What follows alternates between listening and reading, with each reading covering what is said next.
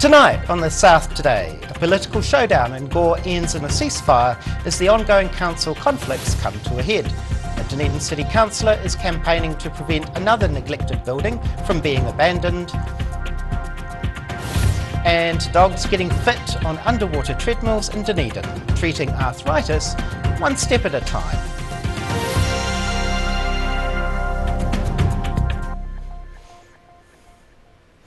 Kia ora, welcome, I'm Simon Henderson. Another derelict Dunedin building is at the centre of attention, but one Dunedin City councillor is trying to save it. David Benson Pope is continuing his mission to hold property owners accountable to prevent empty buildings from falling into disrepair. Another neglected building, close to Dunedin CBD. This building at the intersection of Mant Street and Broadway was previously an antique trader's, but has been lying empty for years. Dunedin City Councillor David Benson Pope wants the council to make it more difficult for property owners to neglect buildings, which get to the state where demolition is the only option. Looking at a building like this and a few others around the place, I don't need much more evidence of the need to get this done.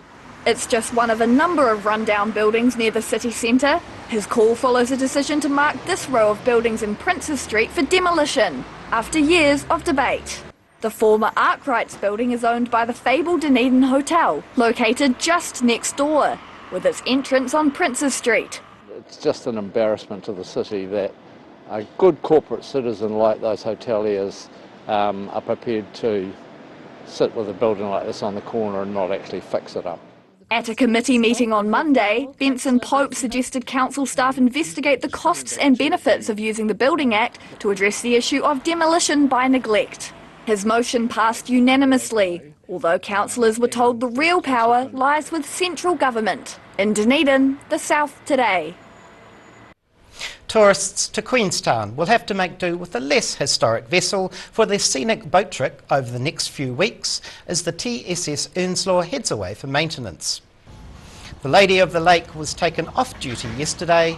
It's being replaced by two Fiordlander-class vessels for the scheduled journeys between Queenstown and Walter Peak. Rail NZ CEO Paul Norris insists it's just business as usual for annual maintenance on the vessel.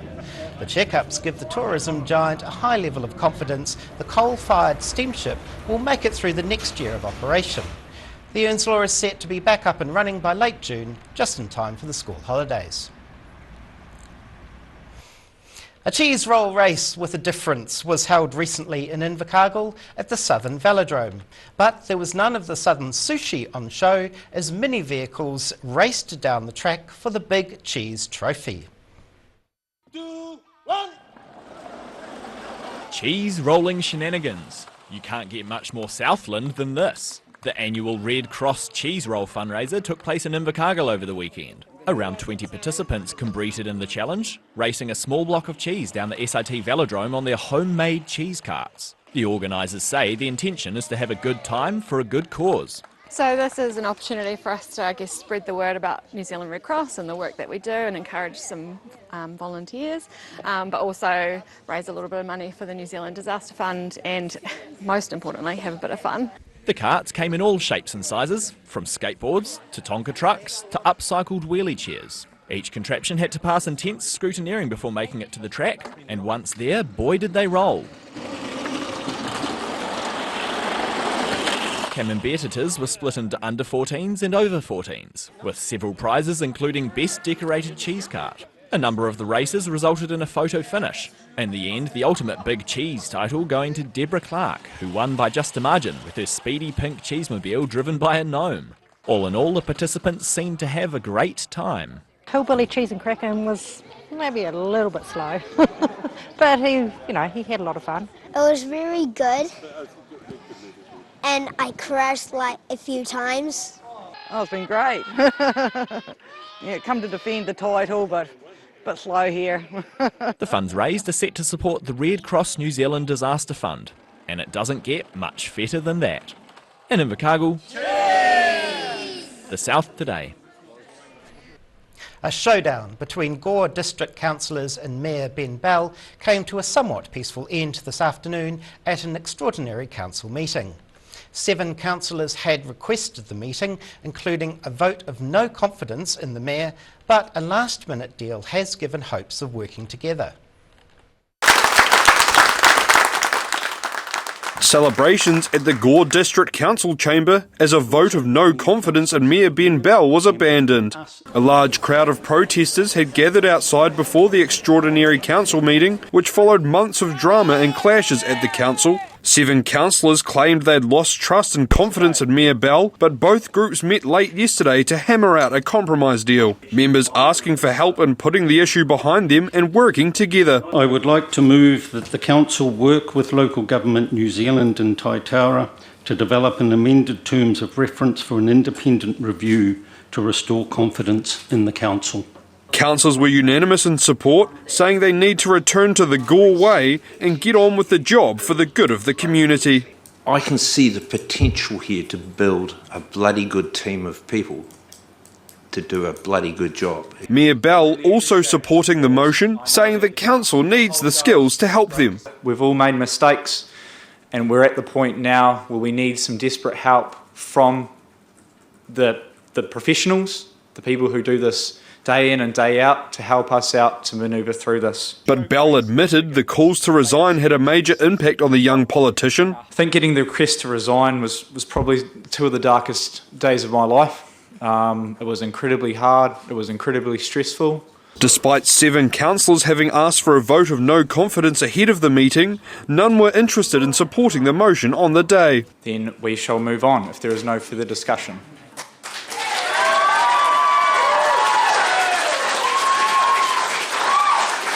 The motion for Mayor Bell to be removed from 9 council committees also lapsed, with no supporters for the move.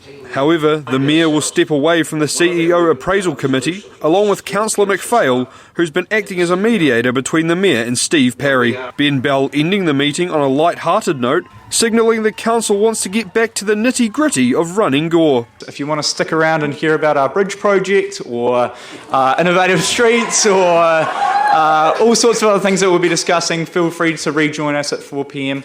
But this meeting is officially closed. Thank you very much. In Gore, the South today.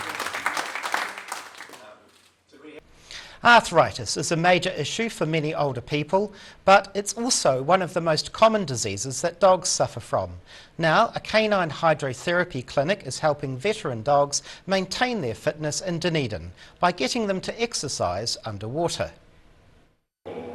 Using the healing properties of water, this underwater treadmill is helping old dogs like 14-year-old Maddie keep their health rolling. Crystal Kelly co-owns of Aquapause Hydrotherapy, an underwater treadmill service provider for dogs in Dunedin.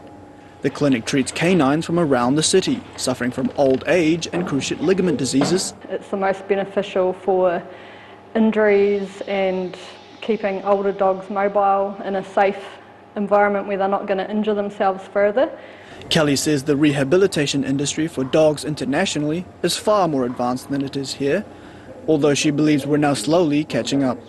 The clinic sees around 40 to 50 dogs a week, and the team reckon the dogs enjoy their therapy sessions. They not only enjoy it, but it helps strengthen them and keep their mobility nice and supple, keep them moving, and can help with the treatment of the injuries as well.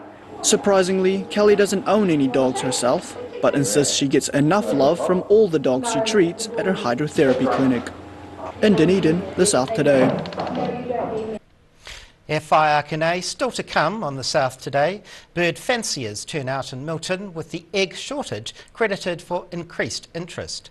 And Waimumu rolls out the red carpet for a Mexican-themed art exhibition.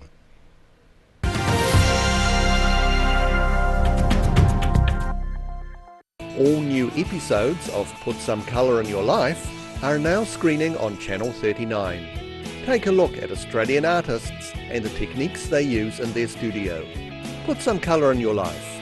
Tuesdays, 7:30. Aero, used by Australia's top bowlers with their unique Z-scoop grip that redefines the game. Machined with robotics for unparalleled accuracy, Aero, same line, every time. Drive away your way with 3 incredible offers on the Honda CR-V Adventure Ready range.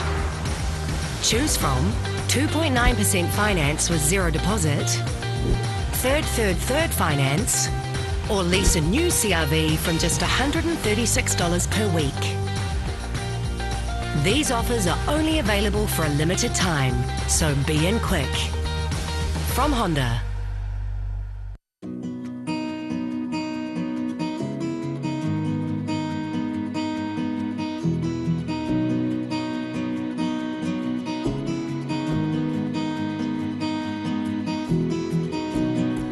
If you're at risk of developing melanoma skin cancer, you owe it to yourself to have a mole map. Mole map is coming to your area. Phone today to make an appointment. It could save your life. Here at Age Concern Otago, we offer a range of services to support Otago seniors to age well with dignity and independence. We provide social work support, visiting service, health promotion and social activities. Check out what we have on offer at ageconcernotago.com.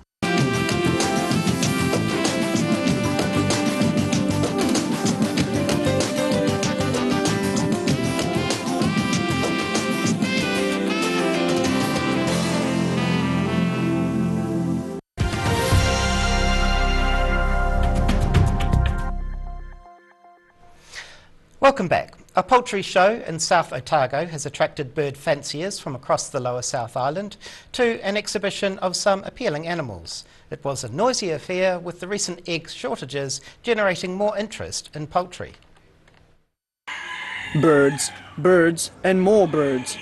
The Milton Poultry Club's 76th annual show was held at the town's Coronation Hall over the weekend, attracting more than 380 entries. Exhibitors were competing for a range of championship prizes and trophies, judged by a team of experts from around the country. Milton Poultry Club President Theron Tapp believes the strong public interest in the birds is due to one thing. Eggs. Just now. Yeah. They're just, like a pet or whatever for a lot of people. Some people show dogs, other ones show horses, other people show chickens. The recent shortages in egg supply has seen an upsurge in demand for backyard chickens, but Tapp was pleased with the overall number of entries in this year's show. We've got 382 entries, which is a lot of birds, but a lot of those are the smaller breeds. Unfortunately, the larger ones you'd think would be more popular, but they seem to be dying out a bit. The winners of the event were announced on Sunday, with the best heavy breed fowl title going to the Sheehan family and their Orpington black pullet. In Milton, the South Today. Fiesta was the theme of this year's Waimumu art exhibition, which opened over Mother's Day weekend and closes tomorrow. The red carpet goes out in the small community for the annual event, which has attracted good crowds. Enjoying the large range of displays on offer from the rural artists of the region. The annual Waimumu art exhibition opened over Mother's Day weekend, with the Mexican-themed show proving a hit with visitors. The theme was inspired by guest artist Annie Bork, who was impressed with the work put into the community exhibition. I just celebrate these wonderful community women that have put this exhibition on. It's just fantastic. I love it. The materials the Waikaia artist works with are based off a rural upbringing. She likes to use white earthenware clay and wire to create her artworks.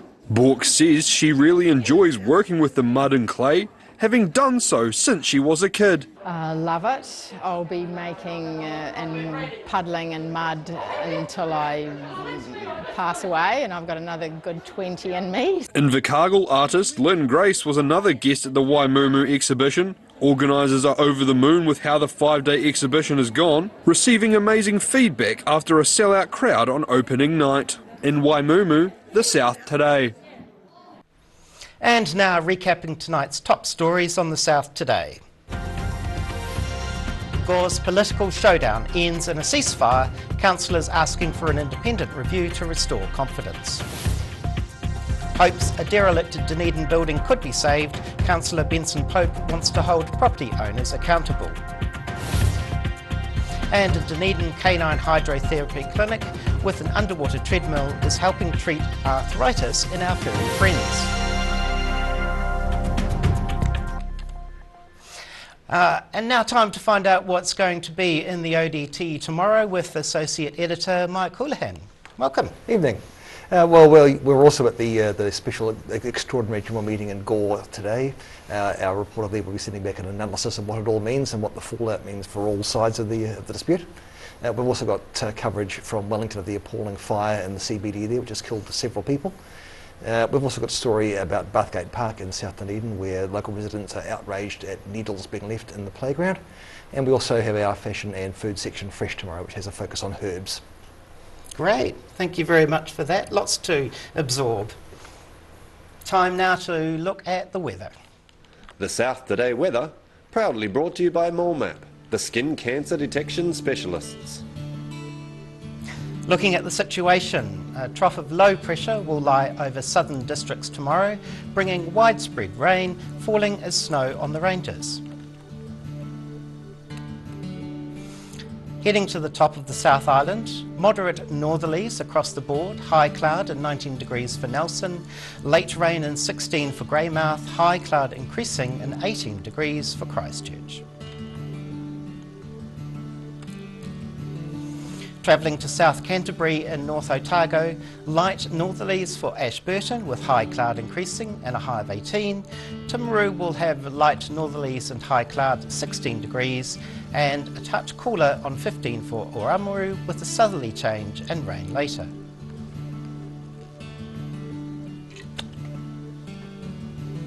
Heading westwards to the Central Lakes, Wanaka is looking at variable winds with rain later, a high of 13. Queenstown and Alexandra will see moderate southerlies and rain, 9 for Queenstown, 11 for Alexandra.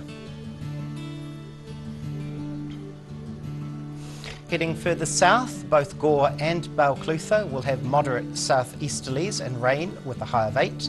And in the Catlins there will be fresh southeasterlies and rain with a high of 9 degrees. Down to the deep south, rain developing later tonight with colder southerly winds in Invercargill with a low tonight of 8 degrees.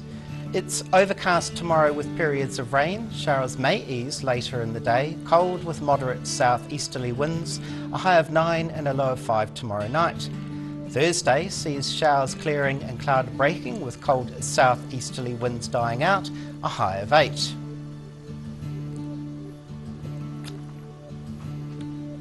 And finally heading to Dunedin, tonight is cloudy with northerly winds and a low of 10 degrees.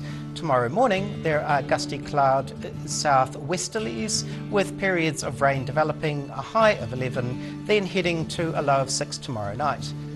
Most of Thursday is looking overcast with light rain clearing mid to late afternoon. It will be cold with moderate southeasterly winds, a high of 7. And that's the news this Tuesday. For the latest news and videos from the southern region, head online to odt.co.nz, follow Channel 39 on YouTube to catch our news bulletins on demand, and on Facebook search for The South Today NZ to see our favourite stories from around the regions. The team will be back tomorrow. Ka kite apapo.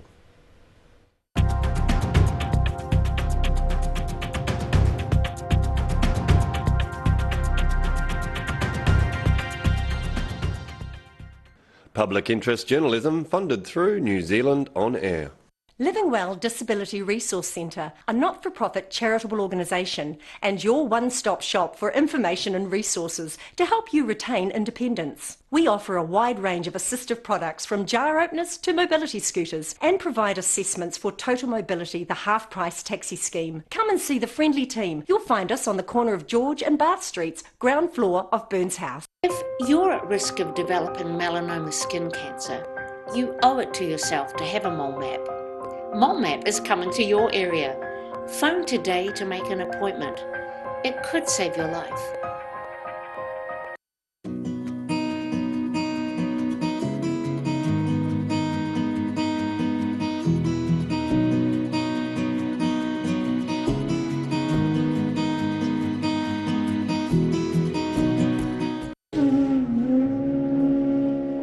Every day the team at Gillian supports grieving families at their time of need. From answering your questions to organising a farewell that reflects the wishes of your loved one, we can help. Call Gillian's today.